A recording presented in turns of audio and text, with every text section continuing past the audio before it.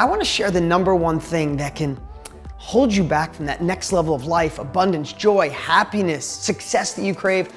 And that same thing could be the anchor holding you back. As simple as it sounds, the reason sometimes we have that imposter syndrome, or we have that inner voice telling we're not good enough, we don't have enough money, it's not the right time, you're too old, you're too young, you live in the wrong area, is simply because of the beliefs that have been embedded inside of us, right? I know you've heard this a million times, but Roger Bannister, the first man to ever run below a 4-minute mile, right?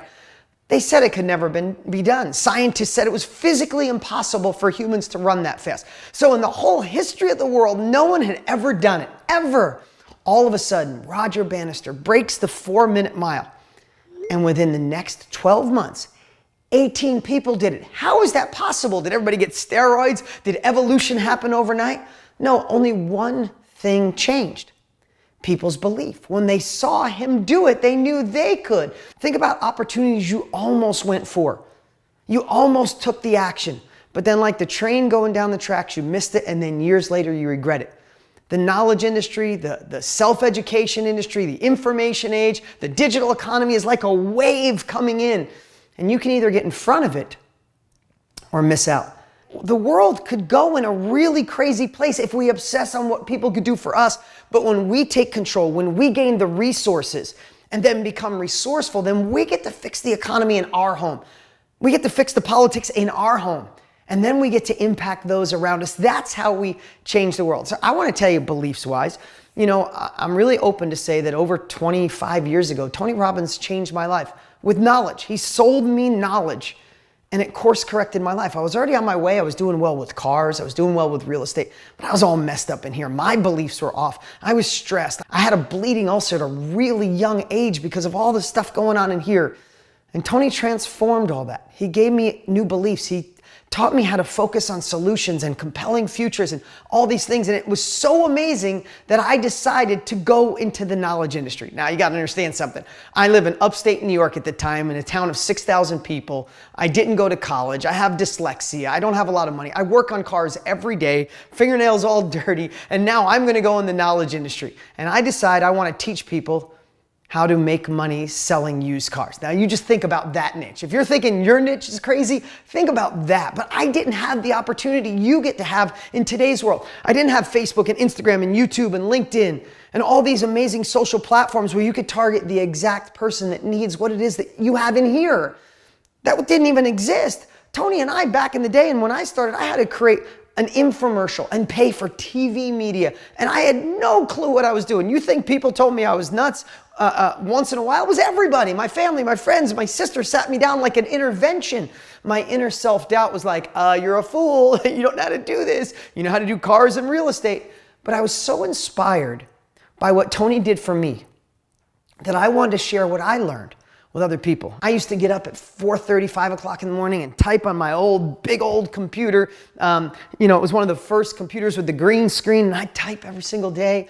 And then I got done, and I have to tell you, my beliefs kicked in. It was like, Dean, who's gonna buy from you? Who's gonna buy on cars? And maybe your family's right, and you're not that smart. You're not a teacher. You barely read any books in your life. Who the hell do you think you are doing that? I remember that. But then I also remember one day I said, no. I remember taking a walk by my grandmother's house. Legit, that's the house I grew up in. It was my safe home. I moved a lot with my parents. That was the home that like touched my heart. It's so great. 5 years ago, I bought it back and my family and I go there. But that's for another day. But I was walking down this road and I was in this transition of going all in the information age, in the digital economy, in the knowledge industry. But I had to invest hundreds of thousands of dollars back then to figure it out on my own, to build all these booklets, to have a shipping department and a phone center, and then produce an infomercial and figure out how to pay for online ads. I had to spend all this money, and one day I just decided I am not living someone else's beliefs. I'm not gonna listen to my family. I'm not gonna listen to this inner doubt. And that's what I wanna encourage you this very moment.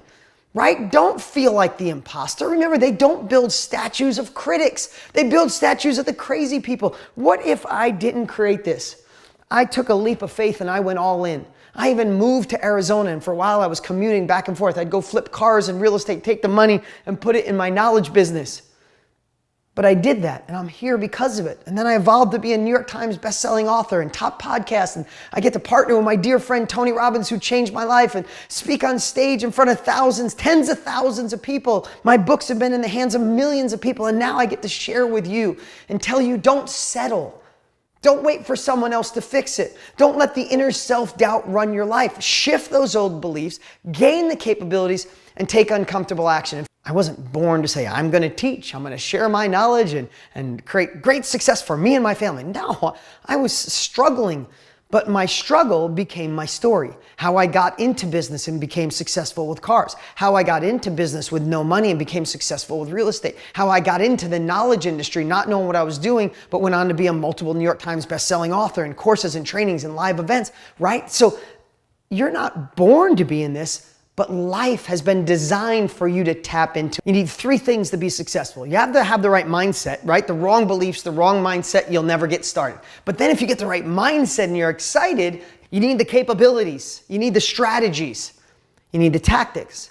And then last, you need to implement. And you need to take action, you need an operating system. Use the right words and have breakthroughs and shift those limiting beliefs so they never cause you regret of missing out ever again. I'm not good at a lot of things. I still can't spell. If I literally typed you one paragraph and I didn't spell correct it, I promise you there'd be 30 misspelled words. I spell so bad that if the spell checker in Word or in an email could talk, it'd be like, dude, I have no clue what you're saying. Like literally, I will try to spell a word 3 different times so the spell check can pick it up and try to correct it. And it's still finally, I just delete it and put a word like happy, joy, excited. Like that's how bad I am. And I used to be so insecure, especially when I had teachers like Miss Thompson in 7th grade say, just sound it out. Are you stupid or something? Like literally. But I know that's not my gift. I know how to tell stories. I know how to tell stories. So I might tell a story with a lot of misspelled words. If I tell a story good enough through authenticity to impact lives, I can pay someone who's great at spelling and editing to clean up my mess. And then I can impact the lives with my book, take that money and pay for my shortcomings. Now you might say, I don't have money to pay, but here's the part I want you to share with you. You might be able to barter. Maybe you're someone who's great at being organized, but just think on the creative side. Like my daughter will draw a picture. I'm like, oh my God, where did that come from? I couldn't think of that. She's creative. Intuitively creative in that way. I can't do that. Maybe you're the creative and someone else is the organizer. Can you swap? Don't try to get good. Listen, I mean, think about this. It's because we're taught in school, we have to be alone and figure things out. It's the biggest fraud we've ever been told. Taught to work on our weaknesses. What a lie. So we can feel crappy about ourselves. I mean, think about this. In life, if I'm good at math and you're good at science and someone else is good at something else, we just collaborate and we all rise, right? If I'm good at marketing and you're good at accounting and someone else is good at operations, we get together, we can start an amazing company. The way we're taught in school, we're supposed to be good at all of them. It's not possible. In school, if I was good at math and someone else was good at English and someone else with history, if we all got together and shared each other's answers and helped each other all get better, you know what that'd be called? Cheating. But in the real world, that's the only way we get ahead. Talk about a conflict. Talk about messing with your mind. Is like, I'm supposed to be good at all of it. Bullshit. I am so bad at so many things, but I got really good at a few things. And that's all I needed to live a life that I never thought was possible. You know, I got to tell you a story.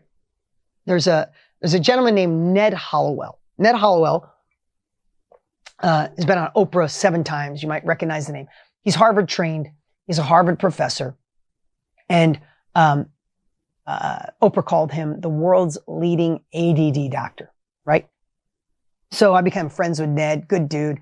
And I'm talking to Ned one time and, you know, me, I'm like, hopefully you know me now, might have a little ADD myself.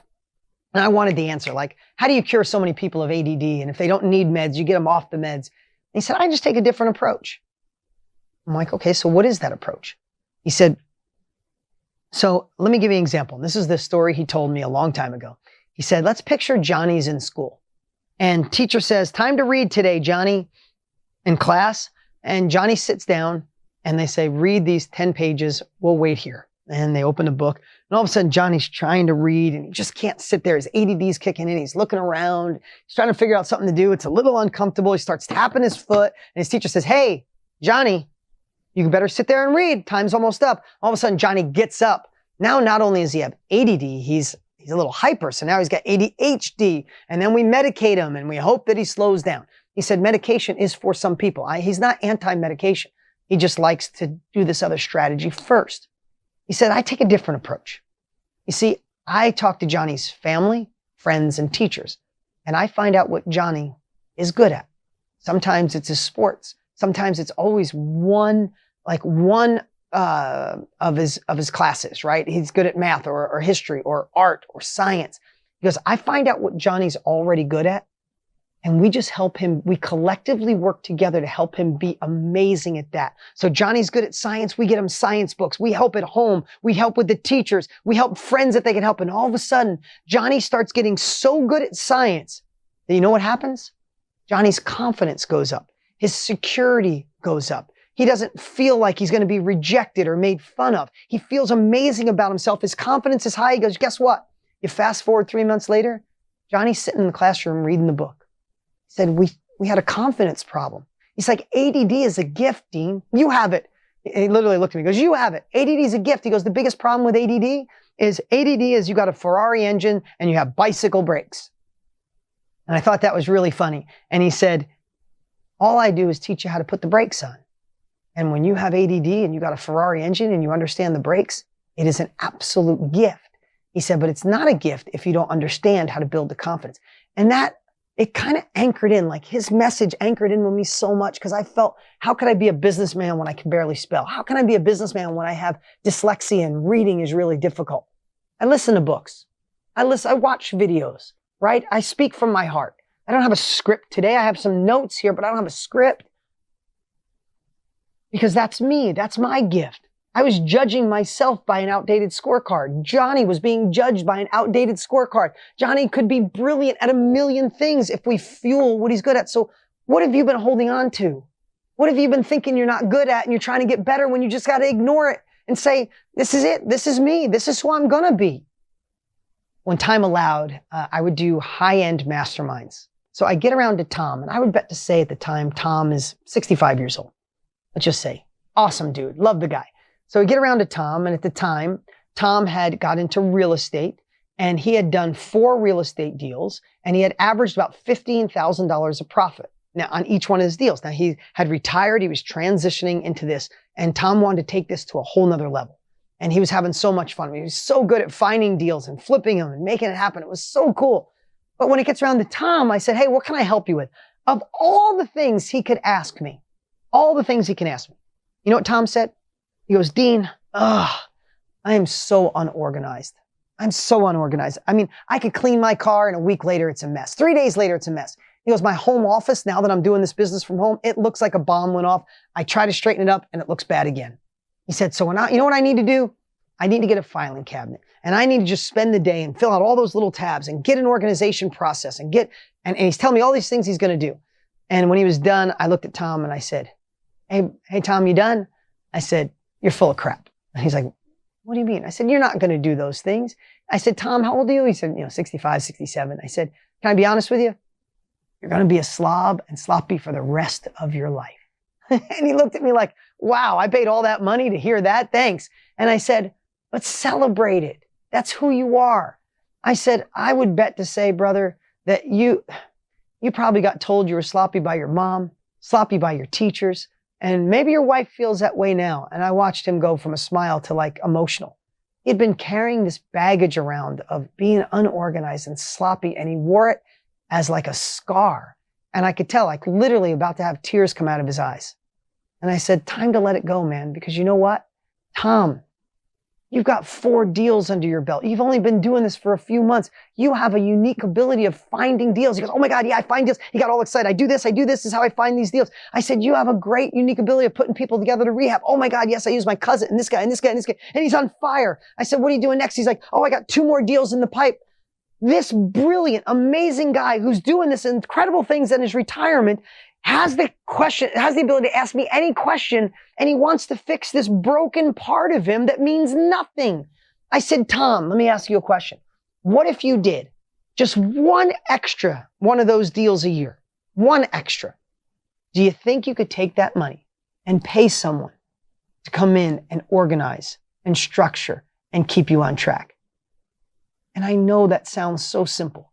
You're like, oh yeah, why wouldn't everybody do that? But they don't. We just think, no, I have to be better at organization. No, go do another deal, generate revenue and pay someone to do it. You know, I had the ability to follow up with Tom. He had a breakthrough. He had tears in his eyes. His eyes were filling up. I should say his eyes filled up with tears. And I helped him let go of that, holding on till he was bad at something, and let it go, and I let him recognize how great he was at something. So during the break or during that night, he went and called his wife and told her. And she got emotional and she apologized to him. And she said, I guess she was finishing a school career. She was a teacher and she was an organized teacher. And he said to her, one of them said, why don't I do it for you as long as I get a shopping spree once a month? And literally we found out, I could get emotional. We found out like a month later, 2 months later, that she was organizing everything. She got all the receipts. He wasn't in charge of any of it. He went and did his thing. He found the deals. He got them rehabbed. He flipped it. She had the organization, the paperwork, the title, and they made this magical team, and he never had to worry about his weakness ever again. What weakness are you focusing on? What's holding you back? You don't get confidence when you work on things that you're not good at. I'm going to encourage you to go deeper on what you're already good at, to realize that there's another level of life waiting for you when you realize that the strengths you have is really your superpower. And all we have to do to invoke that superpower is to fuel the right wolf, to fuel the inner hero, and recognize these pieces that fuel that inner villain, that tell us that we can't. You know, the modern word in today's vocabulary is imposter syndrome. I've heard that more in the last 3 years than anything I've ever heard. I do it, but I have imposter syndrome. I feel like I'm an imposter. Where's that come from? Like, it's not just imposter. Go upstream a little. It's that inner villain, killing your confidence, feeling like you're not good enough. What about if we bust that inner villain, raise our confidence? Then imposter syndrome just fades away. It just dissolves. We must protect our confidence, because has any of you ever had an amazing day, got the deal, got the girl, got the guy, got the partnership? Have you ever had a great day when your confidence is down? Has things gone your way when your confidence is down? Do you ask for the things you need to ask for when your confidence is down? Do you play full out? Do you get into flow state? Or when your confidence is down, can it be disguised as self-doubt, procrastination, playing small, imposter syndrome, fear, uncertainty? When you're confident about something, can anything stop you? You're like, I got this. No, I got this. Nothing can stop you. When you're like, I don't know if I should, right? We procrastinate, we hold back. We feel like when our confidence is down, we start saying, well, I really wasn't good at school, and I'm not good at public speaking, and I'm kind of an introvert, right? Our brain starts finding all this. So how do we flip that? Because confidence isn't something we're born with. I don't know about you, but I was the shyest kid in school. I would definitely skip class if I had to speak in front of the group. How funny is that? I would do anything in my power. I'd play sick. No way was I getting up in front of the class. I had such little confidence. We're not born with confidence. Confidence is like a power plant doesn't have energy. A power plant does what? It creates energy. We don't have confidence. We do things that create confidence, right? How do we manufacture confidence? How do we protect our confidence? And how do we get more of it just like that? Now, I know this is going to show you my depth of knowledge, or my depth of wisdom. But what if there were things that robbed your confidence and things that promoted your confidence? And then what about this? What if we figured out the things that rob our confidence? You ready for my depth of wisdom here? And we did less of it. And then we figure out the things that build our confidence, and what do?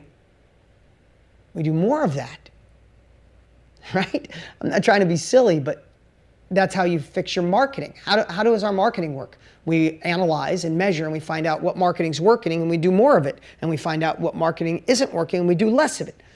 Confidence is like that. So focus is really important. If you focus on, I sent them 2 emails, this didn't work and I'm not sure, give yourself some grace.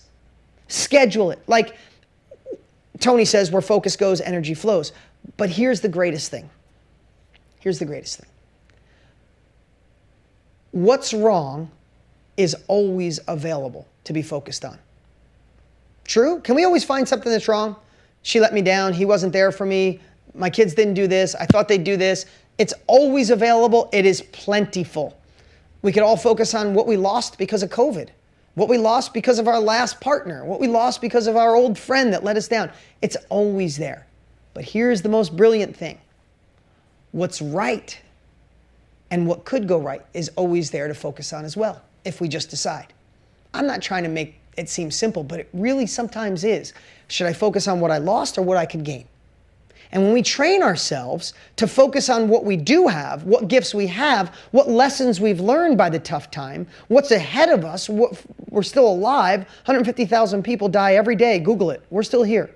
I know some of you are going through tough times. I am not in any way lightening that, but we're here to fight the fight for another day, right? We can focus on that because when you focus on what you lost, whose fault is it, why it went wrong, it's really tough to have the confidence to keep pushing forward. And if you focus on what went wrong, you focus on what you lost, and then all of a sudden you get a little self-doubt. That little self-doubt turns into imposter syndrome. You have one foot out the door and the one module didn't resonate the thought you want, and I knew this wasn't for me, I'm out.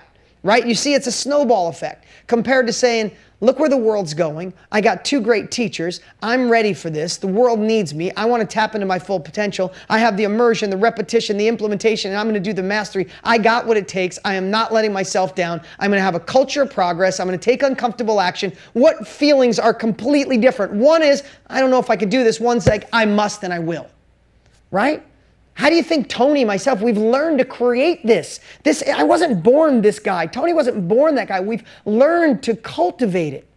So I'm not saying this happens overnight, but I want you to realize our focus is so important. So that's one. Number 2, we have to watch, if we're going to protect our confidence, we must watch the outside influences that diminish our confidence. What is something in the outside world that lowers your confidence? The news, criticism, not running, seek approval, negative people, friends, right? Perceived judgment, criticism, family, comparing, social media, right? So if the news and social media and your one negative friend always make you feel like crap and doubt yourself, then why are you doing it? Who has felt great about watching the news in the last 3 to 4 weeks? Nobody? Not one person? So what the hell are you doing it for? Why would you watch the news? Seriously, why?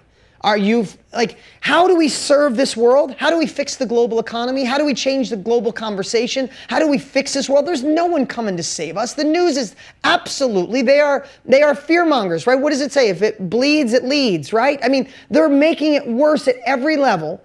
How do we fix that? We shut that off, we gain our confidence, and we fix the conversation in our home. We fix the economy in our home. We fix the economy in our community and help hire other people and grow. That's how we push it up and fix the world. If watching the news, if not one of you raised your hand, you felt better, then I'm not being a jerk. Why the hell are you doing it? I went on a news diet over a decade ago, and people say to me, that's naive. Is it really? I don't get sucked into negativity. I empower myself and I get to do things that help shift the world. All of us have that power. I am no smarter than any of you. But if I do things that rob my confidence, I wouldn't have the nerve for Tony and I to sit down and say, screw it, let's try to help 1 million people. I could watch the news. I mean, think about it. Have you ever watched the news and got done and said, babe, I know you missed the 5 o'clock news. Try to catch it at 7. Oh, man, will you feel good. Never in the history of your life have you ever said that to anybody you care about. Ever. So if it robs your confidence, why not go on a news diet? Just take the next, hey, we're going to be together for 12 weeks. If you got nerve, go 12 weeks. If not, go a week. Because when you shut that off, not only do you find more time, you find the confidence to work on you. People will say to me, but you don't know what's going on around the world. But I know I'm doing my part. I know that I focused on my business and impacting other people, and I got to donate $600,000 last year to Operation Underground Railroad to help slavery. I got to build a school in Africa last year. I got to provide 7 million meals through Feeding America, on our way to 10 million right now. I've done that. I've been able to change my family's perspective on race, on economy, and I'm doing my part on all of those, and funding and doing things behind the scene because I focus on me and I keep my confidence up, and I am doing my part to change the world because I'm focusing on the things that I can control. I can't control those things. And when you feel out of control, your confidence goes down, you feel like an imposter, you dabble, one foot out the door, and you quit. And you wait for something else, and something else isn't coming if you follow that same pattern. What's another outside influence? Other people's opinions. What is the most costly advice in the world? What's the most expensive advice? Bad advice. It's your broke friend telling you how to get rich. It's your single friend telling you end your relationship. That is the worst advice in the history of the world. It's your mom telling you what you should be doing, even though you could love her to death. If she hasn't run a business, been in the knowledge industry, done what you want to do, how can she give you advice? Or your friend, or your cousin, or your girlfriend when you're having a cocktail at happy hour, like, you're going to do what? You're going to build a course? Oh, that's kind of dumb. How is she qualified to share that with you? But what we do, and this is the part I want you to all hear, this is the part you don't see coming. These outside influences are cumulative. Does that make sense? You watch the news, you're like, I got that. I know the world, but I'm going to do this. And then you go to happy hour with your friend, and like, oh, come on, Lori, you're really going to do this? You know your thing so well. You should be lucky with the job you have. You're blessed, Lori. Why would you do that? And you're like, oh, I think I'm okay. And then, but the news stacked up a little. And then Lori's friends stacked up a little bit. And then something else happens. And then you get home and your kids and you're busy. And all of a sudden there's that one thing. You go to log on or something goes off. You're like, I can't do this. Because you let all this stuff stack up. It slowly chipped away your confidence. And then one little thing makes you think you can't do it. You go back to the start. You quit. And in a year from now, you're searching again. And does that sound familiar to anyone? 1,000 knife cuts, exactly. So, here's what I want to share with you. Stop taking advice from people that aren't living the life that you want. I don't know how else to say it. Like, here, can I tell you a little secret? I have this filter. When someone gives me advice, and I don't surround myself with a lot of people anymore. I love being with my kids and my wife and my team and my partner Tony and two friends, and that's about it. So none of that comes at me the way it used to. I'm too busy. I just don't have time, and my kids aren't giving me bad advice. So I'm in a good place there. But I used to have this filter that if someone tried to tell me how I should be doing things, I would immediately, without them knowing, think in my head, if I woke up tomorrow morning and I was them, would I be happy? Try that one next time your broke friend tells you how to make money or your single friend tells you how to fix your relationship. I'm like, I sit and I'm like, yeah. And in my head I'm going, if I woke up and looked in the mirror and I was them tomorrow, would I be happy? And would you be happy if you woke up and you were them? Hell no, you would not. So learn from people who are doing the things that you want to do except bigger than how you're doing them, right? If not, you're getting the most costly advice in the world, crappy advice, okay? So you got to watch those outside influences. What are the things in the outside world that are causing your confidence to go down and making you play small and do less of them? And if you have a friend or maybe the husband that's questioning you, like, how do I stop it? He's right here. I sleep next to him, or I sleep next to her, or it's my sister. I see her all the time. What you got to do is figure out your way. You got to do the whole Trent Shelton thing. It's your vision, not theirs. Find something else to talk to him about. I have one friend from 5th grade. He's still a dear friend. I only talk to him on the phone. He lives in New York. I live here. I see him 2 times a year. And he was the one that always said, Dean, stop being a dreamer. Stop being a dreamer. That kind of ran out after success happened. But always, you're biting off more you can chew. Like right now, literally, I haven't talked to him about 2 months because I've been so damn busy. And his last message, like, Dean, when's enough is enough? Like literally, he can't get over it, right? But here's what I figured out with him. My brother, my friend, he loves talking about the good old days. I don't. My good old days, my best days are ahead of me. Whose best days are ahead of him? I don't want to talk about high school. I don't want to talk about the girl he dated when he was 19 or the touchdown that he scored. I just can't. That's just not who I am. I'm always looking forward. I'm not I'm not trying to say I'm better than him. He's a sweetheart of a guy. He would die for me. I would do anything for him.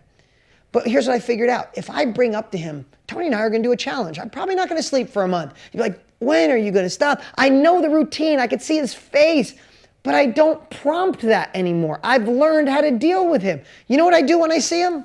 I'm like, dude, do you remember that summer we went up to Oneonta College and partied all weekend and barely slept? Oh, dude, and he'll talk for an hour, he'll talk himself out and I'm done.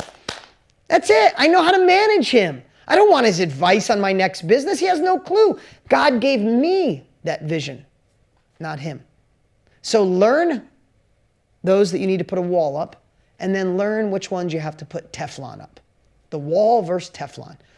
If we protect our outside influences, we have the opportunity to protect our confidence. Now, I want to give you one more little piece here, is we also have to look internally for the things that'll diminish our confidence, right? There's the outside things, but that's built up in here, right? So what things on the inside, what story have you been telling yourself too long? Like, I suck at this, or I'm not so good at this, or I've failed this before, or I'm a procrastinator, or this. What story have you told yourself way too long that's already cost you way too much?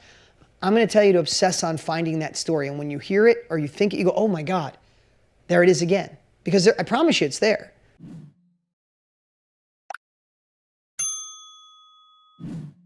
You've already given up on yourself before on things and you got pissed when you did it. You got pissed when you did it. So we have to be the observers of the crap that goes on in here, or you will be in a network marketing call in 6 months from now. And in 9 months from now, you'll be on learning how to sell shit on Amazon. And in it'll just keep going until you fix that. And here's what I know. We're not selling widgets. We're not selling products. We're building bridges for the world. What's up, what's up? Hey, don't forget to look at the action steps we've posted below. They are the perfect way to take your success, abundance in this crazy world to a whole nother level.